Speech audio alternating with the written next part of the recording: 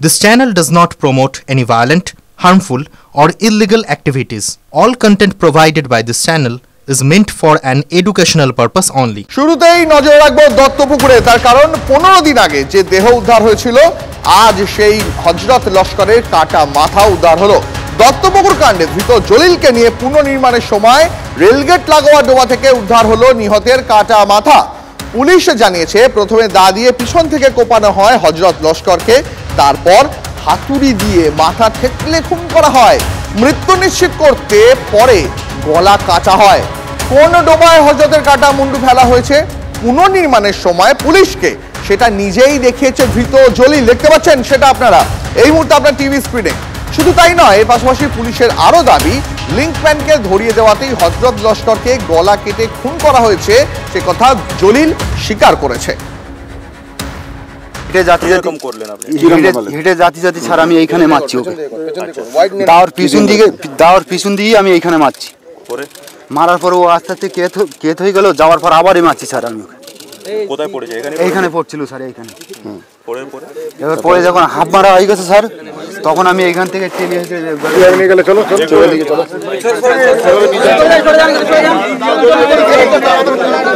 হাতুড়ি ছিল যে কথা বলছে, ঘাড়ের পেছন দিকে সুফিয়া হাতুড়ি দিয়ে মারে এবং তারপরই অজ্ঞান হয়ে যায়। তারপর এখান থেকে টেনে নিয়ে যায়। এই যে রাস্তাটাতে এখন জলিল আসছে, এই রাস্তাটা দিয়ে জলিল এবং সুফিয়া হযরতকে নিয়ে টেনে নিয়ে আসে, সেই চিত্রটাই কিন্তু বলার চেষ্টা করছে।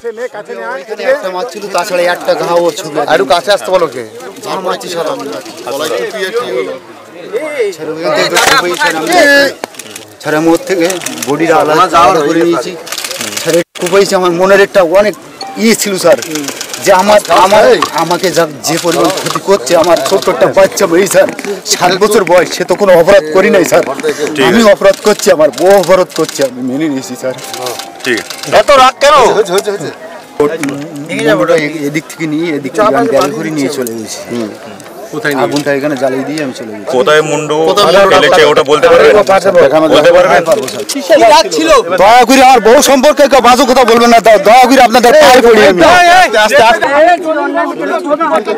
ছোটা ধরে কিন্তু কোথায়? জামার মধ্যে ওনার ভিতরে ওখানে কি হলো? তারপরে এবারে আমরা আসছি 3 জনা, জলিল পেছন দিক থেকে ওখানে এসে ওর ঘাড়ে মারলো, আর আমি সামনে হেঁটে পেছনে ফেললাম মামাকে। এবার আমি হাতুড়ি দিয়ে একটা মেরেছি। মারের পরে আপনি হাতুড়া কেন মারলেন? হাতুড়ি ও বলেছিল স্যার, এটা আমি বলছিলাম স্যার, জলিল বলেছিল। মোবাইল কোথায় ফেলেছে? আপনি ফেলেছেন? নিজের ফেলেছেন? কোথায় ফেলেছেন ওটা দেখাতে পারবেন? নিয়ে যেতে পারবেন তো? ঠিক আছে, চল। আর একটা দাটা ওখানেই আছে, তাহলে আপনি নিয়ে দেখে দিতে পারবেন। তাহলে দার মোবাইল আর এটা আপনি দেবেন, দার মোবাইল আর হাতুড়ি, এই 3টে জিনিস আপনি দেখাবেন। সিমটা কোথায় ফেলেছিস? সিমটা দেখাচ্ছি স্যার, চলুন সিধা চলুন। আমি ওদিক থেকে হেঁটে যাচ্ছি স্যার, এসে আমি এখানে প্রায় 1 মিনিট দাঁড়িয়েছি। 1 মিনিট মানে এরকম হেঁটে এসে মনে করে এরকম টান দিয়ে আমি ফেলেছি। আমি কিরকম টান দিয়েছিস? একবার দেখো এই ঢিলটা, এই দেখুন স্যার, এইভাবে ঢিলটা যেভাবে ছড়ছে আমি ঠিক এইভাবে ছড়ি। কেন হযরতের গলা কাটা হলো? খুনের পিছনে কি রহস্য রয়েছে? আসুন জানি। আমাদের সঙ্গে আমাদের প্রতিনিধি দীপঙ্কর রয়েছেন দত্তপুকুর থেকে। দীপঙ্কর, এই খুনের পিছনে রহস্যটা কি?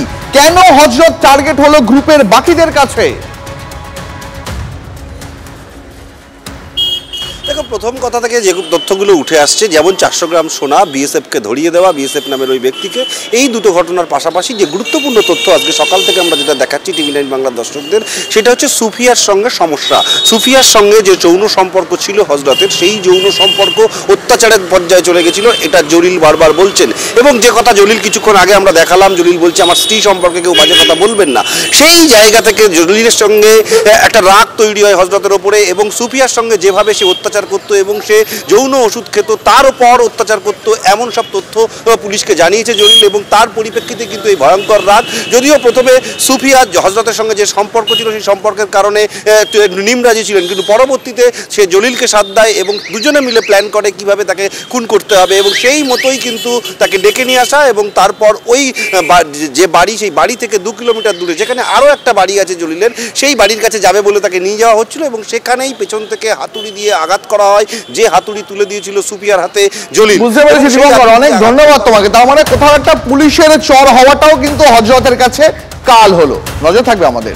বড়তলায় 7 মাসের শিশুকে তুলে নিয়ে গিয়ে ধর্ষণে ফাঁসির সাজা, দোষী যুবককে ফাঁসির নির্দেশ নগর দায়রা পক্সো আদালতের। 30 নভেম্বর সন্তান নিখোঁজের অভিযোগ করেন ফুটপাতবাসী দম্পতি। 4 ডিসেম্বর ঝাড়গ্রাম থেকে অভিযুক্তকে গ্রেফতার করে পুলিশ। 140 সাবসেকশন 1-এ লাইফ ইমপ্রিজনমেন্ট দিল এবং 30,000 টাকা ফাইন এবং না অনাদায় 1 বছরের জেল। 140 সাবসেকশন 4 এটাতে 9 বছরের সাজা এবং 20,000 টাকা ফাইন, না দিলে 1 বছর আরও থাকবে। 65 সাবসেকশন 2 আর সেকশন 6 এই দুটোর মধ্যে যেহেতু পক্সো অ্যাক্টে সেকশন 42-তে প্রভিশন আছে যে কোনো একটাই পানিশমেন্ট হবে যেটা হায়ার, ওই জন্য 65 সাবসেকশন 2-তে না দিয়ে সেকশন 6 পক্সো অ্যাক্টে একে ডেথ সেন্টেন্স দেওয়া হলো। Death sentence death until hanged. কি পর্যবেক্ষণ করলেন আদালতে? সকালে আমাদের স্টেটের তরফে আমি হিয়ারিং করেছিলাম, আপনারা বোধহয় জানেন, এবং ডিফেন্সও বলেছিল এই পয়েন্টগুলো উঠেছিল যে ওর বৃদ্ধা মা আছে এবং ওর বয়স কম ইত্যাদি। ওই পয়েন্টগুলোর কাটল করার জন্য আমরা অনারেবল সুপ্রিম কোর্টে জাজমেন্ট দিয়েছি। যেটা মেন আর্গুমেন্টের পয়েন্ট ছিল আমার তরফে, আমার মনে হচ্ছে এটাই সবচেয়ে বড় ক্রাক্স অফ দ্য কেস, যে ক্যালকাটা পুলিশ আজকে একটা ইতিহাস করলো, ক্যালকাটা পুলিশের এই মামলাটা, এবং বেঙ্গল জুডিশিয়ারি একটা ইতিহাসের পার্ট হলো। এই জন্য বলছি যে এই ধরনের মামলায় এখনও পর্যন্ত ডেথ সেন্টেন্স আমরা দেখতে পাইনি, কারণ এখানে মেয়েটি বেঁচে গেছিলো বা এখন অবধি বেঁচে আছে। এই কোশ্চেনটা আমাদের বারবার উঠেছে যে এই মেয়েটির মার্ডার হয়নি, তাহলে কি আমরা ডেথ সেন্টেন্স চাইতে পারি? কিন্তু আমার দুটো প্রেয়ার ছিল। প্রেয়ারগুলো হলো যে যেহেতু 65 সাবসেকশন 2-তে এবং সেকশন 6-এ মার্ডারের প্রভিশন, এই ডেথসের প্রভিশন আছে, সেখানে কিন্তু কোথাও বলা হয়নি যে ভিকটিমকে মরতেই হবে। সো এখানে আমাদের ভিকটিম অসুস্থ এবং সে কী অবস্থায় ফিরবে। সকালবেলার হিয়ারিংয়ের সময় এই কথাটা আমি বারবার বলেছি যে মেয়েটা যদি সুস্থ হয়েও বাড়ি আসে তাহলে ওকে সারা জীবন এই মেন্টাল অ্যাগনি ক্যারি করতে হবে। প্রসিকিউশনের তরফে আমাদের তরফে একটা গ্রেট হার্ডেল ছিল যে এই ধরনের কেসের কোনো ইকুইভ্যালেন্ট কেস স্টাডিজ আমরা খুঁজে পাইনি। আদালত এটাকে বিরল থেকে বিরলতম মনে করি এটা ডেথ সেন্টেন্স দিয়ে, কারণ ডেথ সেন্টেন্স দিতে গেলে যে কোনো ফ্যাক্টকে বিরল থেকে বিরলতম হতে হয়, এবং সেই পার্টটাই আমাদের সকাল থেকে আজকের হিয়ারিং ছিল, যেটা আমরা করেছি। এবং লার্নেড কোর্ট আমার সাবমিশন বা আমাদের স্টেটের সাবমিশনটা মেনে নিয়েছেন এবং আলটিমেটলি লার্নেড কোর্ট বলেছেন যে এই ক্ষেত্রে লার্নেড কোর্ট ডিটেলস তার অবজারভেশনটা পড়ে শোনান এবং তিনি বলেন যে এই অ্যাকিউজ পার্সনের সোসাইটিতে বেঁচে থাকার কোনো অধিকার নেই। এই মেয়েটির দেহ নিয়ে রীতিমতো খেলা করা হয়েছে এবং এই জায়গা থেকে ডেথ সেন্টেন্স ছাড়া উনি আর কিছু দিতে পারছেন না। সুতরাং এই জায়গা থেকে দাঁড়িয়ে উনি ডেথ সেন্টেন্স আজকে দিলেন এবং 10 লক্ষ টাকা মেয়েটির বাড়ির লোককে দেওয়ার জন্য একটা সুপারিশ করলেন ডিএলএস এর উপরে। যে সেকশনে মৃত্যুদণ্ড দেওয়া হলো সেটা যে আরেকবার section 6 of POCSO act, section 65 subsection 2-তেও ডেথ সেন্টেন্স ছিল, কিন্তু যেহেতু 42 অফ দ্য পক্সো অ্যাক্টে বলা আছে যে কোনো দুটোর মধ্যে যে কোনো একটা হবে যেটা ম্যাক্সিমাম, এই জন্য সেকশন 6 পক্সো অ্যাক্টের সাজা দেওয়া হয়। আর 10 লক্ষ টাকা কম্পেনসেশনের জন্য ডিস্ট্রিক্ট লিগাল সার্ভিস অথরিটিকে স্কিমে বলা হয়েছে, তারা এবারে সেই ব্যবস্থাটা করবে। অ্যাকিউজ পার্সন অ্যাপিলের জন্য তাকে সুযোগ দেওয়া হয়েছে as per honourable court judgement, এবং সেইটা সামনে রেখে তাকেও লার্নেড লয়ার দেওয়ার সুযোগ দেওয়া হয়েছে, কারণ প্রত্যেকটা ডেথ সেন্টেন্স হাইকোর্টের কনফার্মেশনের পরই এক্সিকিউশন হয়।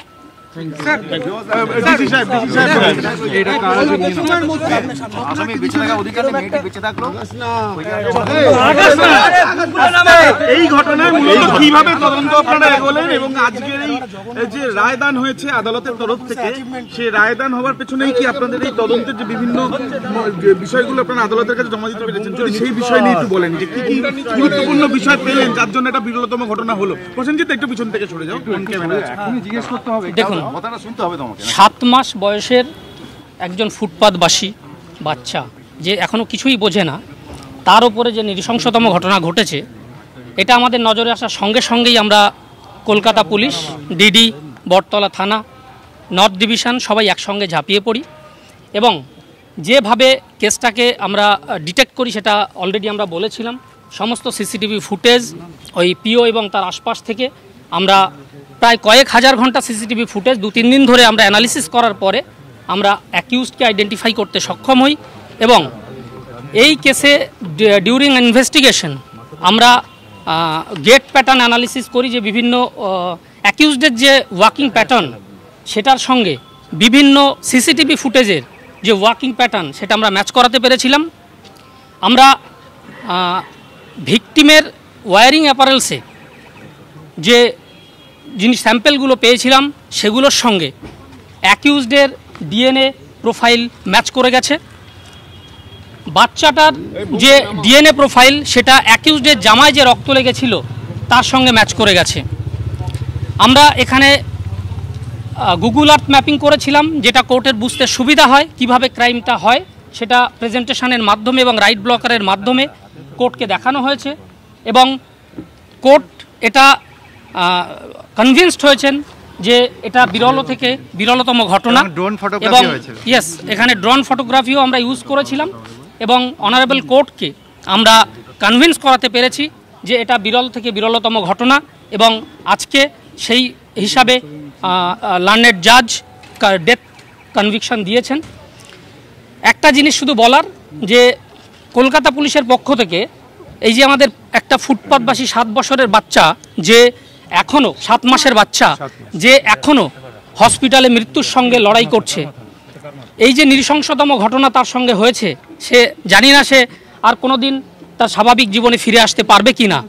তার এই যে অপূরণীয় ক্ষতি, এটা আমরা পূরণ করতে পারবো না, কিন্তু যে ন্যায় বিচার, সেই ন্যায় বিচারটা আমরা মাত্র 78 দিনের মাথায় এনে দিতে পেরেছি।